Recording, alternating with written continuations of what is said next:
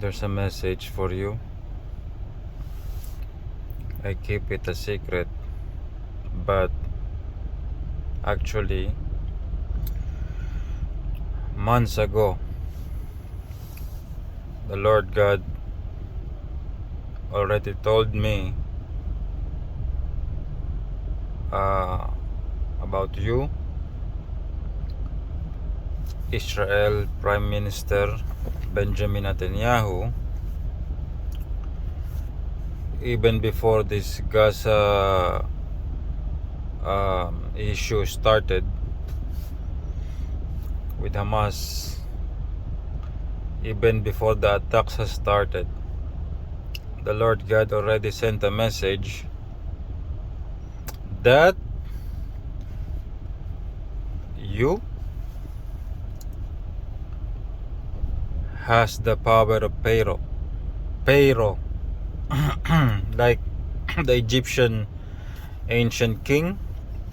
So the Lord God is saying that you have the power of Pharaoh.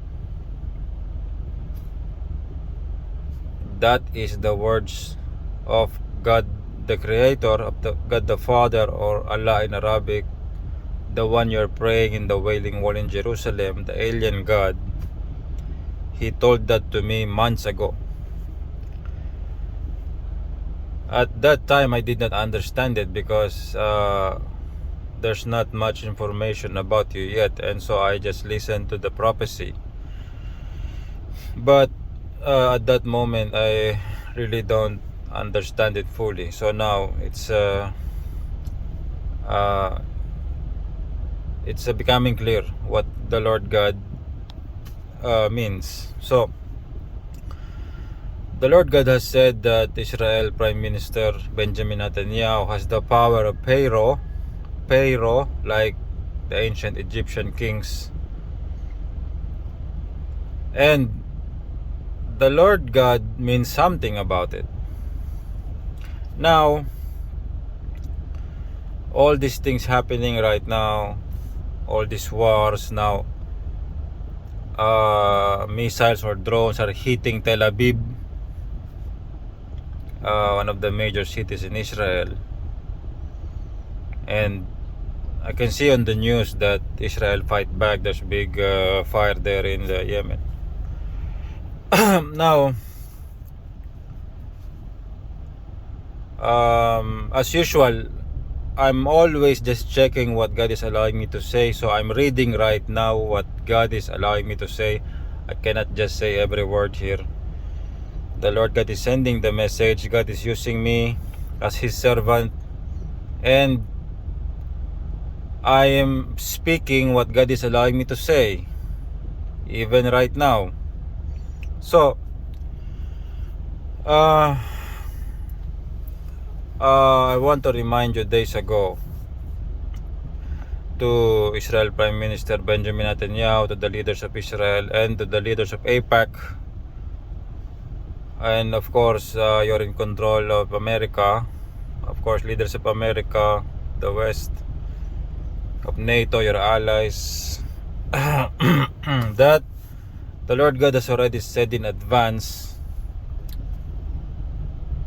a scenario, as a warning. The Lord God showed to me days ago of an empty Israel. An Israel, the Lord God showed to me, apartments and houses are empty. There's no electricity. There's no people living there. The surrounding fences are down. There's no nothing. There's no people, no military, no security, no people there. Israel is empty. There's nothing there. So the Lord God, the Lord God, the Creator, the Father, or Allah in Arabic, by the Muslim people, He already said in advance about this scenario. us, that will happen as a warning to the leaders of Israel, to Israel Prime Minister Benjamin Netanyahu, which the Lord God is saying, us has the power of Pharaoh.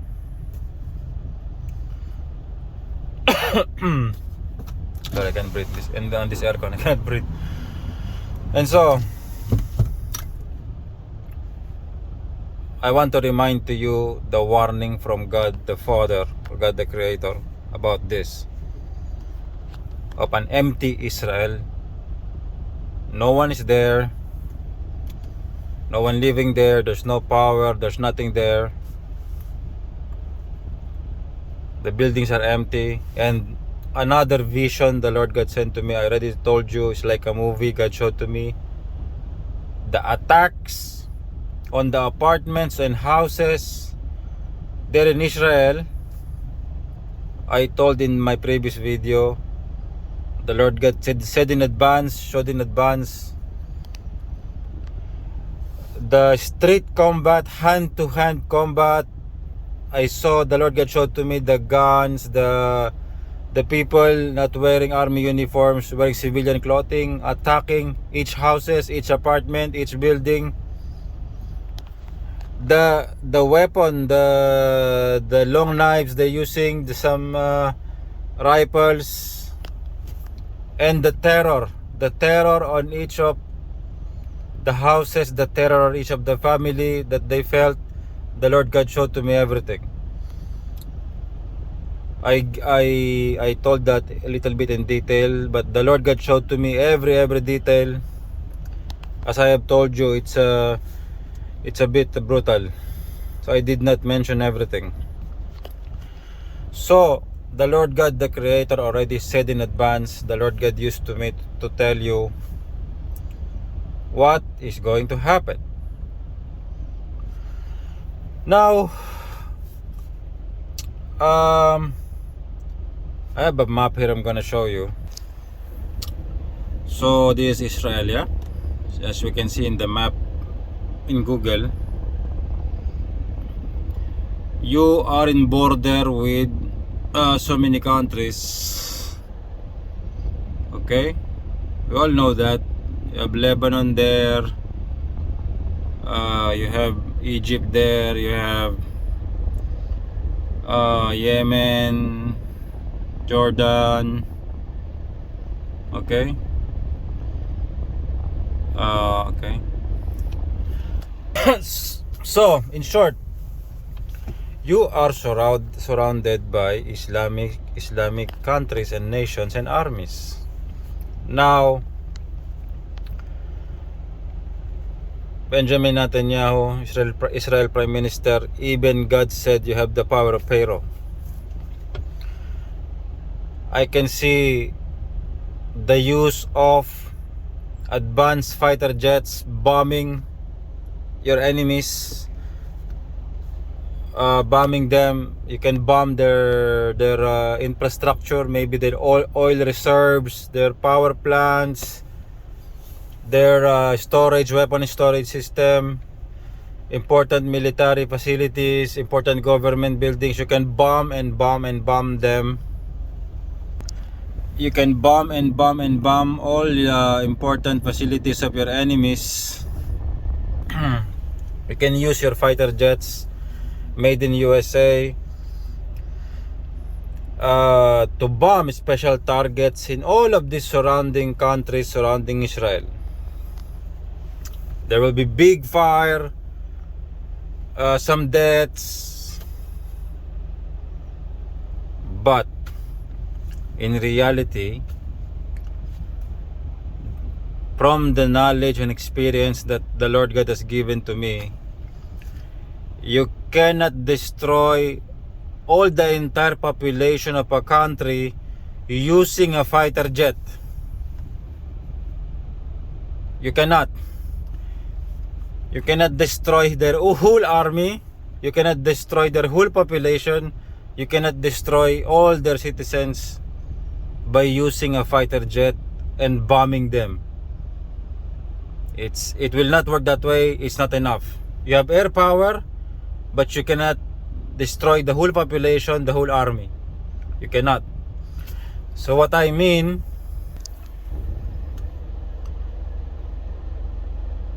the fighting will be hand-to-hand combat in your border.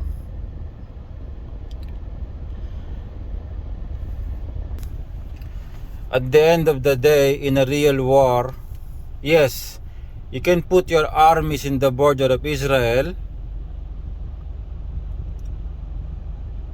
and when this big war happens, when all your neighbors decided to attack you, you can put all your armies in your border. You will fire all your bullets at them. There will be casualties. They will have casualties. You will have casualties. But at some point, you will run out of bullets. And your enemies, the other side, the other armies is going to destroy your machine gun, your machine gun placements. Doesn't matter how good you put it. Doesn't matter how good you protect it. The enemies can destroy it and reach it. Your machine gun, your defense, wherever you place it, on a tower or on a bunker, on a protected area, they can destroy it. So there's a point in war that all your machine gun placements will be destroyed. And of course, doesn't matter if you hit them with air support, you cannot kill the entire population with warplanes and bombs. And so a point will happen that you will run out of bullets, and all these armies surrounding you are going to enter your border. All these armies surrounding you will enter your border because you bomb them, whatever you bomb their facilities using your fighter jets. They're gonna cross your border. They're gonna destroy your machine gun placements and your defenses. You're gonna run out of bullets. You're gonna run out of soldiers. They're going to infiltrate Israel. They're gonna pour in so many of them with their rifles, knives, short swords made from other countries, and they're going to pour inside your city in Israel. And the Lord God already said what they will do. There will be a hand-to-hand combat in your streets in Israel. Hand-to-hand combats with knives, swords, long knives like a short sword, whatever weapon, with short guns, rifles. The enemies, your enemies, these Islamic countries, all of these nations is gonna pour in Israel with weapons or not. They're gonna pour in there, and they're gonna empty the city because of this hatred and anger they have, because of everything that had happened, all these bombings and everything they saw in the social media. They're gonna destroy each houses there in Israel.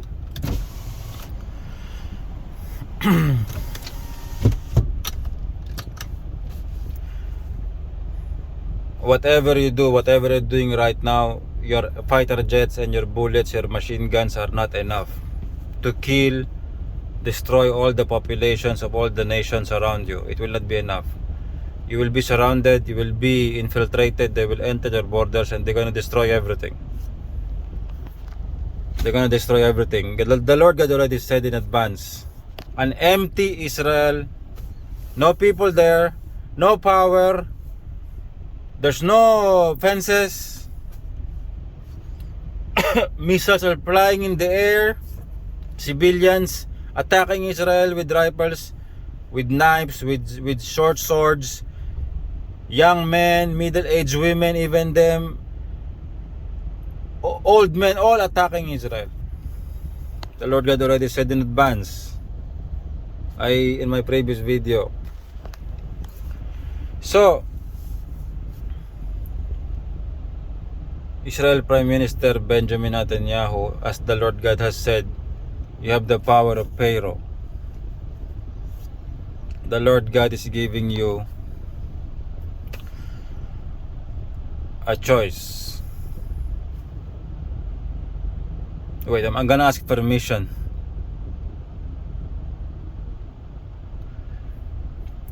The Spirit of the Lord is very, very heavy on this. I'm gonna tell you. So,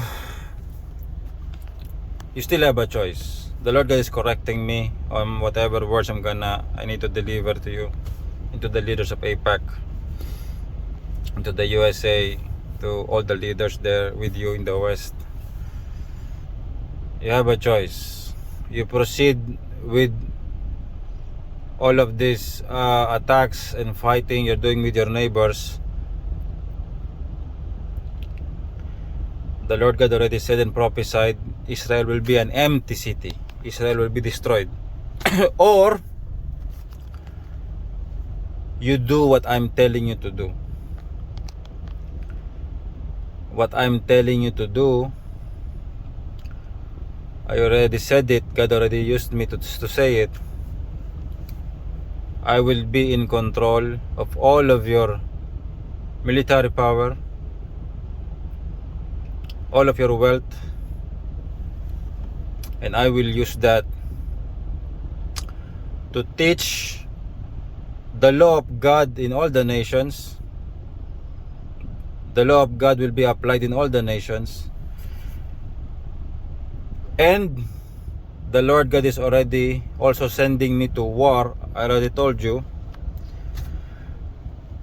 to destroy all the idols and false gods and statues in any country who are having statues and idols and worshiping wood and stone.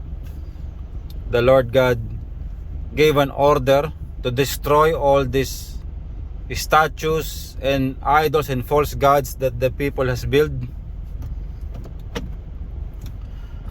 So that's the order given to me. The Lord God has told me about Mexico. The Lord God already told me about India, up to the Philippines,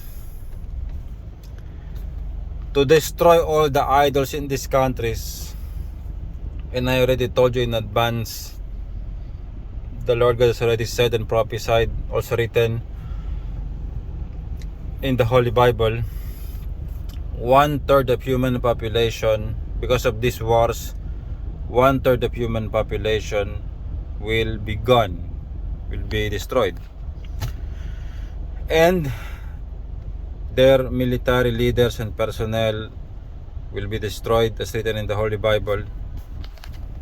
The Lord God even said they will be eaten by the birds,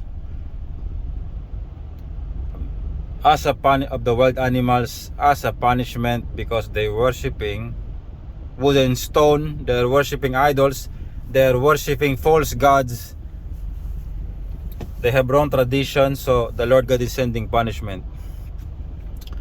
So the Lord God has said this. So actually the Lord God already told me what you will choose. Israel Prime Minister Benjamin Netanyahu, the Lord God already told me what you will choose. Yeah, the Lord God already said that, but I will not tell it here. But the Lord God is telling me to tell you these two scenarios. You choose. Israel will be destroyed, or Israel will exist. If you continue with your own chosen war, having fight with all of your surrounding neighbors, Israel will be destroyed. There will be no Israel. Or you're gonna listen to what I'm telling you, of what God has told to me, and Israel will survive and exist. But there will be big wars. The Lord God is telling me to send punishment, to apply justice, to apply His law to different countries. And so 1/3 of human population will be destroyed, but Israel will exist. Israel will exist. Israel will continue to be a nation, but you're gonna give me control of your army, and I will tell you what to do. About the war, I will lead, but about the economics, you manage it. You know, I can only do what God told to me. And how to manage the countries that will be invaded, it's your job. But me, I can only do what God told me to do. The mission that God, that's all I can do. The other aspects, you do it. So, yeah, other things I already said in my previous videos. So this is the choice that God gave to you. And I have told to you the message as exactly what God told it to me. And the Lord God is telling me to remind you that I have the mark of fire. God marked me with fire. It's a duty. I was born with it. I did not put it that myself. No, I'm born with it. And so I'm born that with a task to do. So this is the message what God is allowing me to say today to Israel Prime Minister Benjamin Netanyahu. As the Lord God has said, you have the power of Pharaoh, but you need to make a choice. And your choices will dictate if Israel will survive or not. So I have to end the message. The Lord God is telling me to end the message. Greetings to you all, leaders of different nations. Greetings to you, leaders of AIPAC, of USA. Greetings to Israel Prime Minister Benjamin Netanyahu. Glory to the one true God, the Father, the Creator, the alien God. He's called Father in the Holy Bible. He's called Allah in Arabic by the Muslim people. And greetings also. The Lord God is telling me to greet all the leaders of all the nations. Greetings to you all. And glory to the Son of God, Lord Jesus Christ. To God be the glory.